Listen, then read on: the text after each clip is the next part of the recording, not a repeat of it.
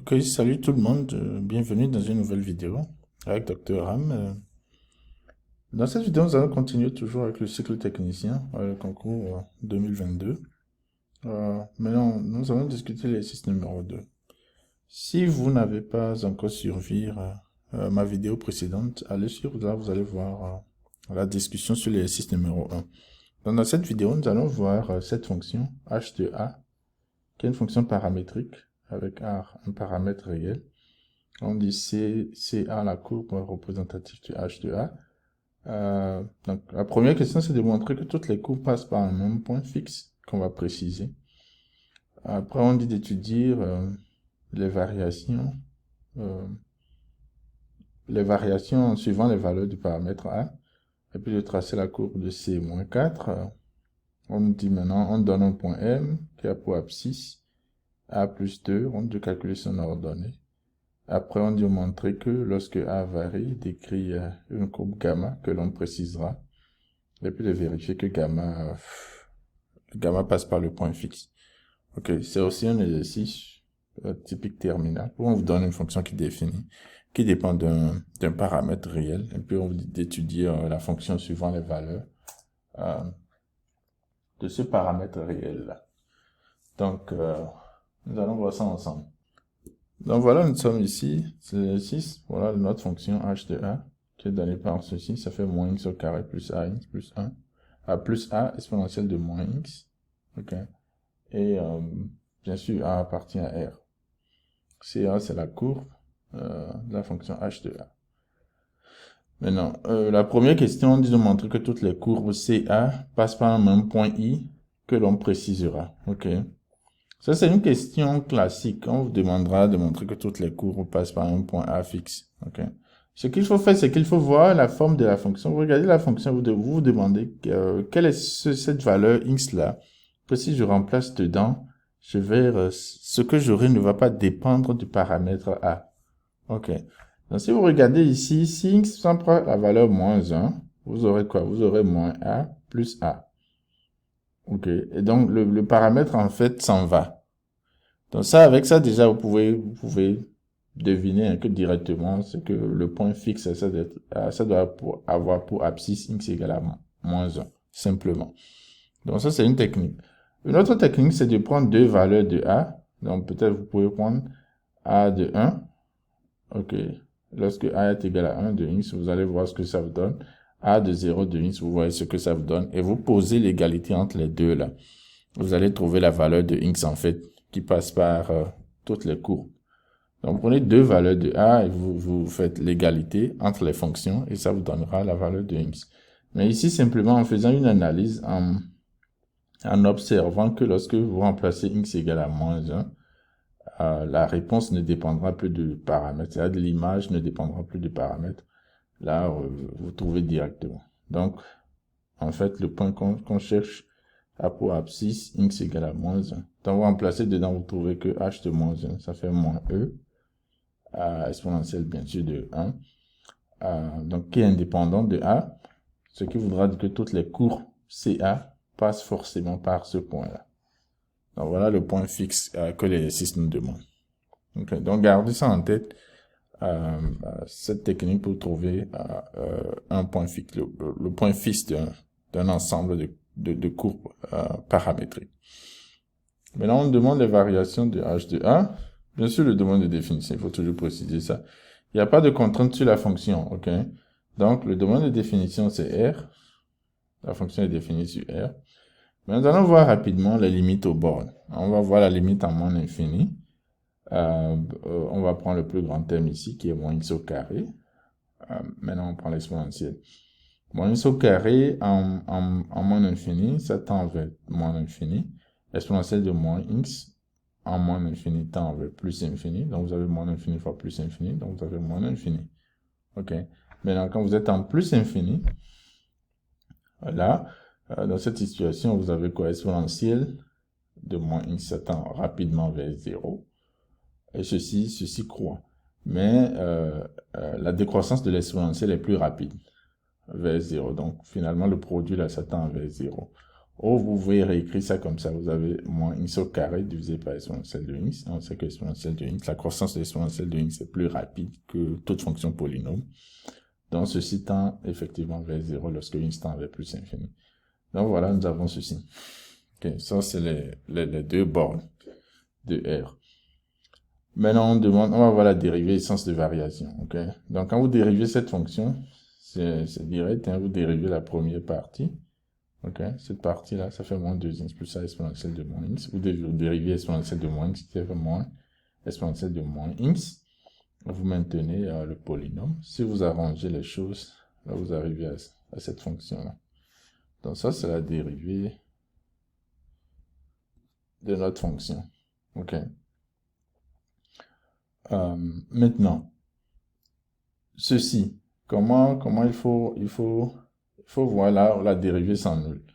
Donc, lorsque vous posez, bien sûr, j'ai répété la dérivée ici. Donc, on pose la dérivée égale à 0.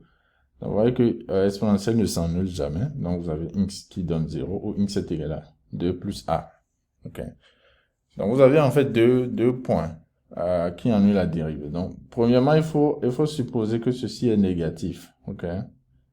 Que 2 plus a est négatif, ou non, positif. Dans ce cas, je prends 2 plus a positif. Donc, 2 plus a supérieur à 0. Ok.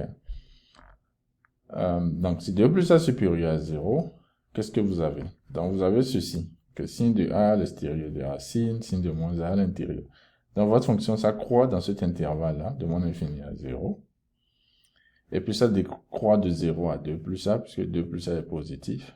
Et puis, ça croît après de 2 plus a à plus infini. Donc, bien sûr, ici, on a plus infini. Maintenant, l'image de 2 plus a, c'est ça que j'ai calculé ici, que j'ai appelé B ici. Ok, donc c'est simplement l'image, c'est F de, pas F, c'est H. Ici, c'est H, HA de 2 plus, de 2 plus A. Ok, donc c'est ce que nous avons ici.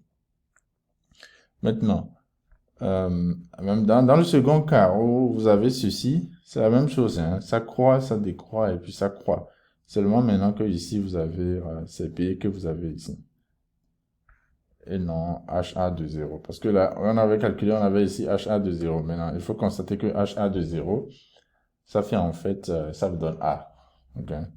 Quand vous remplacez 0 dans la fonction H de A, ça vous donne A. Donc voilà ce que vous avez. Ça, c'est le sens de variation. Hein. Donc, vous pouvez récapituler les deux cas. Vous avez toujours pratiquement le même comportement dans chaque intervalle. Seulement que les intervalles, vous les changer. Donc, ici, c'est lorsque A plus 2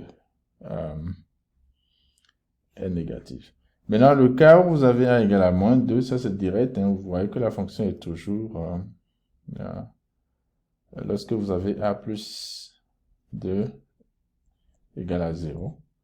Donc, vous voyez ce que ça vous donne là. Votre dérivée est toujours positive. La fonction est toujours croissante sur R. Donc, simplement.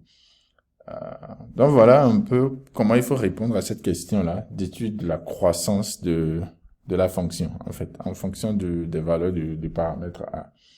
Maintenant, on dit de tracer C de moins 4. Donc, C de moins 4, ça veut dire que A est égal à moins 4. Ok. Vous avez 2 plus A, ça va vous donner moins 2. Et dans ce cas, B est égal à 0. Parce que, rappelez-vous, B,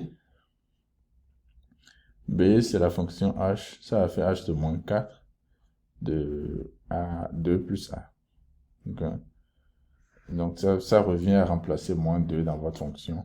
Et si vous faites bien le calcul, ça va vous donner, ça vous donne 0. Ok, ça vous donne 0 parce que A, vous avez A qui est moins 4, moins 4, moins 4, ça fait 0. Donc, ceci, ça nous donne 0. Ok. Dans cette situation-là. Donc, on a tout. On est dans quelle situation? On est dans le cas où c'est négatif. Donc, on voit que dans cet intervalle, ça croît de moins l'infini à B. Maintenant, notre B, c'est 0. OK. Donc, B, on a ici, c'est 0. Donc, nous avons le point de coordonnée moins 2, 0, qui n'est rien d'autre que le point, ce point-là. Le point qui est ici, le point de coordonnée 2 plus A et B. Donc, ici, c'est notre point de coordonnée 2 plus A et H moins 4 de 2 plus A. Donc, c'est ce point-là qui est ici, là. Et ça me donne ce point. Après, un autre point à placer, c'est lorsque x est égal à 0. On a que lorsque x est égal à 0, vous avez a. Et dans ce cas, a, c'est moins 4. Donc, on a ce point qui est ici.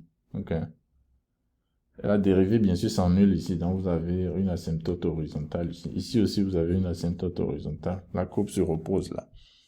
Maintenant, on sait que la limite, lorsque x tend vers plus infini, ça nous donne 0. Donc, la droite d'équation, y égale à 0. Ceci, l'axe des abscisses. Ici, c'est y égale à 0. Est une, vous savez, asymptote horizontale ici. Donc, de ce côté, nous avons ce comportement de la courbe. Maintenant, il faut voir ce qui se passe, en fait, en infini. Ok, ici, on voit que ça décroît, ça fait comme ça. Maintenant, en infini, qu'est-ce qui se passe? Il faut utiliser ce qu'on appelle les branches paraboliques. Hein. Les branches paraboliques, c'est que vous faites limite de h-4 de x divisé par x lorsque x tend vers moins l'infini dans ce cas. Donc, vous allez voir, en fait, que ça vous donne, ça vous permet de définir ce qui se passe en moins l'infini de votre courbe. Dans ce cas, ça nous donne plus infini. Puis ça nous donne plus infini. Vous faites plus infini, moins infini, ça fait moins infini. Donc, vous avez une branche parabolique dirigée vers, dans le sens négatif de l'axe des ordonnées, en fait. La courbe suit l'axe des ordonnées, mais dans le sens négatif. Aussi, il y a le point fixe qui est ici, okay, qui a pour coordonnées moins 1, moins e. Moins e, c'est approximativement égal à moins 2,72. Donc, vous avez votre point fixe qui est là. Donc, voilà un peu le graphe, la représentation de votre fonction. Ok, donc, nous avons le point fixe qui est ici, on va l'oublier, qui nous donne le point i là, qui est le point fixe. Donc, voilà un peu la représentation de C moins fond. Ok. C-4 plutôt, C-4. Après ça, on nous demande maintenant, on prend le point, on dit le point M d'abscisse A plus 2. Ça c'est H. C'est H de A. Donc quand vous calculez HA de A plus 2, ça nous donne ceci, en fait. Ça veut dire que l'ordonnée, le point MA pour abscisse, ceci, l'ordonnée est ceci. Maintenant, on demande de montrer qu'en fait, lorsque A varie, MA décrit en fait une courbe gamma. Donc, je vais poser, on pose ici hein, A plus 2, tout ça, on va poser ça à un certain X. Donc, vous voyez clairement que Y de MA, ça nous donne quoi? Ça fait X plus 2 ici, ok, exponentielle de moins X. Donc, simplement, ceci voudra dire que MA décrit la courbe gamma définie par Y égale à moins x plus 2 exponentielle de moins x. Simplement, ça c'est la courbe gamma. Maintenant, on dit de vérifier que le point fixe i appartient à gamma.